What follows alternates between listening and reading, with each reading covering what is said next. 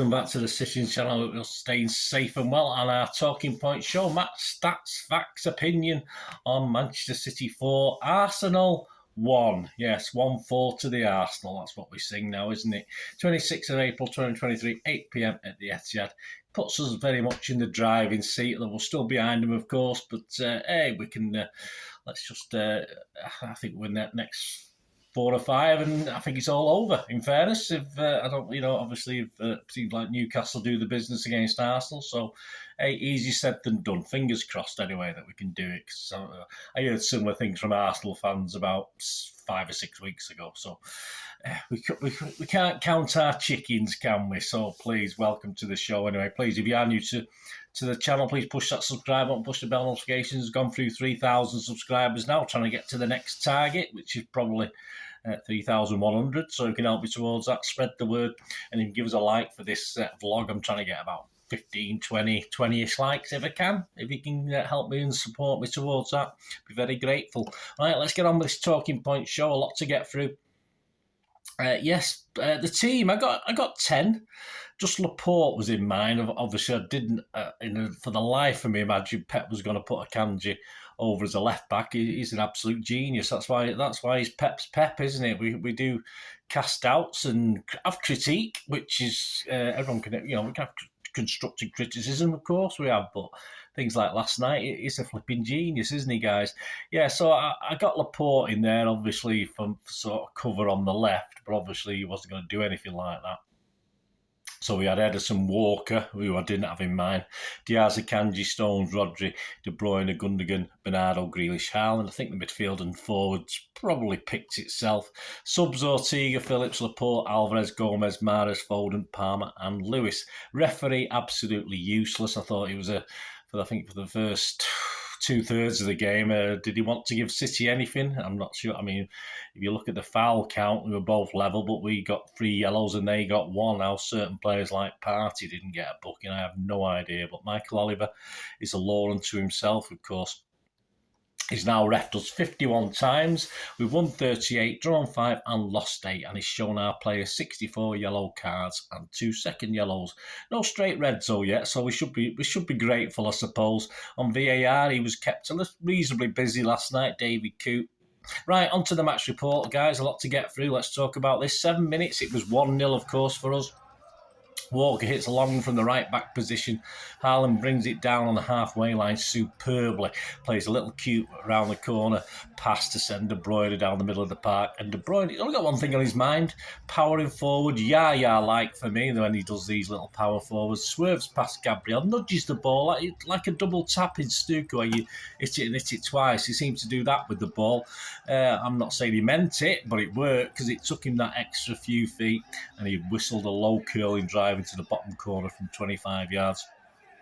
16 minutes, Akanji playing his left back channels his inner Terry Phelan and romps down the inside left position. He nearly breaks clear into the box and then he starts to panic just a little bit. He should probably lay it off to someone, but instead he keeps going, hoping to probably run it into the net and perhaps stop it on the line and head it over the line with his head. I'm not too sure, but unlike Terry Phelan, he lost it and he enjoyed it anyway if it wasn't a great ending. 22 minutes, Bernardo dribbles in from the right.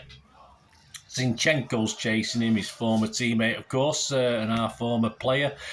Doesn't want to make any challenge as he enters the box. Doesn't want to give away a penalty. And so, Bernardo opened his body, aims a great little curler, but he doesn't quite get enough on it, unfortunately. It was an easy pick-up for Ramsdale. 26 minutes, Haaland sends De Bruyne away down the middle. I mean, the link-up play between them two last night was fantastic. De Bruyne attacks the box again, but is it White, another dirty sod? White somehow gets in the way in the eventual shot, which KDB, again, similar to Bernardo we just talked about, didn't quite get hold of it, I don't think. And De Bruyne, he tried to redirect it to Haaland, but couldn't manage it. 28 minutes, De Bruyne feeds Haaland down the right. He powers his way into the box, but can't quite sort his feet out. It looks as though he's going to side foot it into the net. Holden and Zinchenko stick to him. He eventually gets a shot aimed to the bottom left, but Ramsdale parries and Partey arrives to hoof clear. Yes, he just sort of didn't quite hit it. As I think Haaland does a lot of that, where he doesn't quite hit it sweetly, and sometimes that works, sometimes it doesn't, but it didn't work in this case. 32 minutes, Grealish chips, does all those little wedge chips in golf over and releases Haaland, and he didn't mess about, just as we used to see from people like Sergio Aguero, just smacked it first time goalwards. Fortunately, it was close enough to Ramsdale that he managed to parry it away. But he certainly had to be ready for that one. 36 minutes, De Bruyne and Grealish come back. Have Arsenal had an attack yet? I don't know. Not worth noting. Anyway, De Bruyne and Grealish combined down the left. The ball's rolled infield for Haaland, who bombs straight at Gabriel. Haaland, unhindered, or tends to be unhindered, because Gabriel just didn't know what to do, I don't think. Reaches the edge of the box, and he opens himself up. Let's fly a low shot, but it's wide left of goal. He perhaps should have hit the target with that one. He himself, I don't think, could believe he missed it. Very disappointing. 46 minutes, of course, a free kick won by Haaland this time. De Bruyne curls it to the far post, and Stones rises like the proverbial salmon highest and plants a header across Ramsdale back into the opposite way from whence it came, which is what they're always told to do as a striker, as a defender up front. That's what you're told to do. And of course, it nestles into the far corner of the net. Flag up for offside. We had no idea at the game. We just had to assume of the body language on the pitch that it probably was offside. VAR check. I think the TV booth had that it was onside before anyone else. So some cheers were going up early, and then obviously we had confirmation it was 2-0, and no less than City deserved. Diaz had time to get booked with a little fracas with that arsehole White, but now for White, no surprise there on 49 minutes. So half-time 2-0. Not a game over. Of course, next goal will be crucial in this one, as it always is at 2-0. 53 minutes, Haaland is off down the middle after this second half. Once again, Ramsdale saves with his feet this time. A bit of a wasted effort again from our big lummox, that one. Ramsdale got his angles right, but I thought Haaland, in those sort of situations, you expect him to score. But though we didn't, it wasn't long, was it? On 54 minutes, Haaland wins possession in the middle of the park. A poor pass, I think, a lazy pass, and he sort of managed to nick it. Steams off down the middle of the pitch. He slips it to De Bruyne, who enters the box again down the inside channel, opens his body, which our players are doing. He got time to do this, and a careful side foot to the bottom right through the legs of the defender. I don't know who that was. And Ramsdale can't get to it, and it's 3-0. And surely game over. The stadium does a little Poznan for good measure on 55 minutes. I think it started in a family stand, that one. 64 minutes, Haaland again wins the ball in midfield. He slips Grealish into space down the left. Grealish rolls back across for Gundo, who leans back and obviously playing for time, tries to kick it over the family stand. It was an awful finish by Gundo. I do criticise him for placing shots, but that was probably one where he should have just placed it rather than put his laces through it. 72 minutes, Gundo replaced by Mara. 76 minutes, Grealish booked after handbags with Partey. 80 minutes, De Bruyne off, Alvarez on. 83 minutes, Nelson from Arsenal races down the middle, lays off to Nketiah on the left. Nketiah flashes a shot come cross through the 6-yard box. Not too far away from the bottom left-hand corner, but to me it always seemed to be curling the wrong way. It wasn't curling in, it was because he hit it with his left foot. It was sort of always going wide, and Ederson just watched it go out or scrambled a bit, but just watched it go out for a goal kick. 86 minute, this time Nelson wins a corner off a Kanji.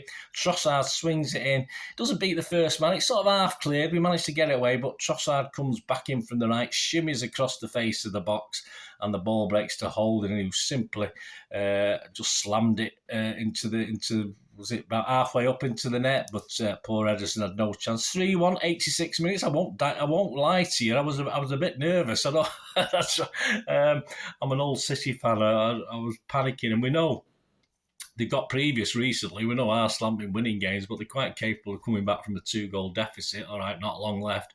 But fortunately, the game got a bit bitty after that. 87 minutes, Foden came on for Grealish. 88 minutes, Rodri was booked for tugging back Trossard. A bit blatant, not very dark dark arts, clever with that one. 5 minutes injury time, I thought it could have been about 10 minutes in fairness, that second half. But of course, Arteta time doesn't come into being because it's not at the Emirates. 90 minutes plus 4, of course. I was reasonably happy. Mahrez dispossesses Zincho on the halfway line. It looks as though we've sort of weathered any sort of Arsenal comeback. And he just can't find Haaland. I've not watched it back from our angle. He looked as though he should be able to, but he didn't. And Haaland, perhaps in frustration, got rid of his hairband and his golden locks were allowed to flow. And that allowed the inner god to come out. A long ball forward. Foden brings it down well, lays it off, got a bit of a deflection, a little bit lucky, but it controlled it well.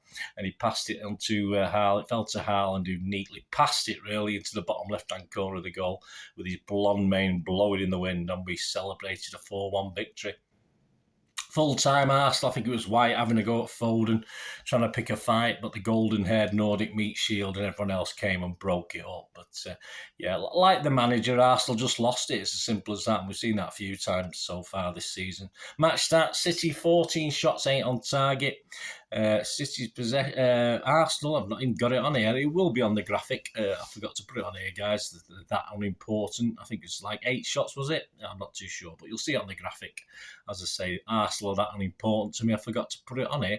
Possession 53% for City. Passes 493 to 446. Pass accuracy, yeah, a bit low for City, but all credit to Arsenal, who obviously have a reasonable press, don't they? 85% for City, 84% for Arsenal. 13 fouls each, but we got 3 yellow cards to their 1.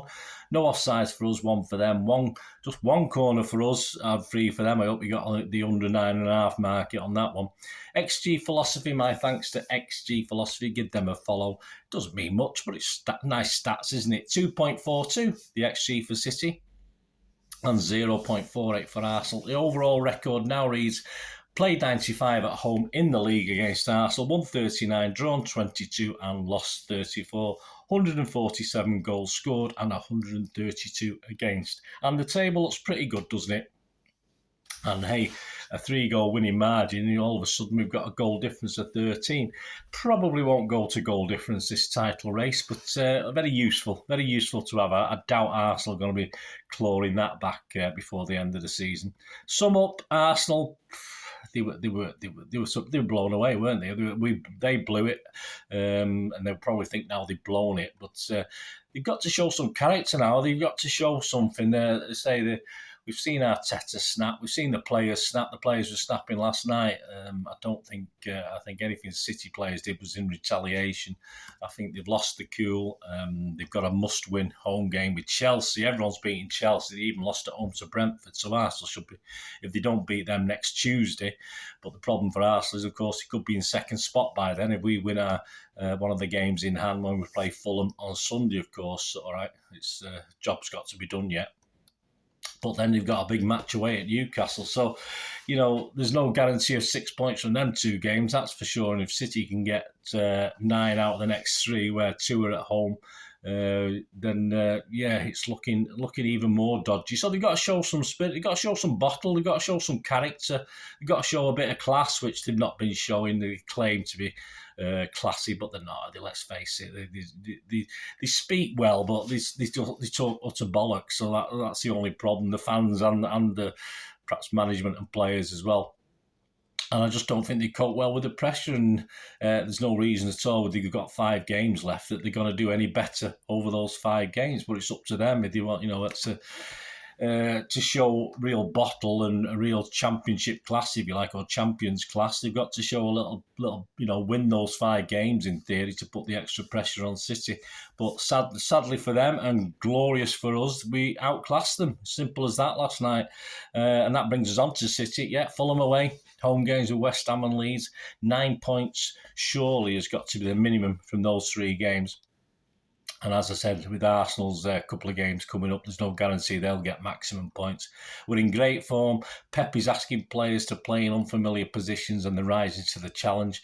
A big statement, really, last night, that win. Let's go and treat every game exactly like we're playing Arsenal. I know we won't. You'll probably see a much more laid-back start to the game against Fulham. I hope not. I hope we are out of the blocks and putting pressure and scoring goals early and putting this game to bed. But we treat every game and play every game like we did against Arsenal on Wednesday night. The title, at least, of the treble should be ours. I wasn't talking about the treble yet. We've got an excellent chance to win the FA Cup as long as we do our business against that lot down the road. And of course, the Champions League, we've got still got a big obstacle, or two big obstacles, possibly before we can do that. But hey, the obstacles for the title have been knocked away. The obstacles for the FA Cup, there's only one left, and we should be able to do that.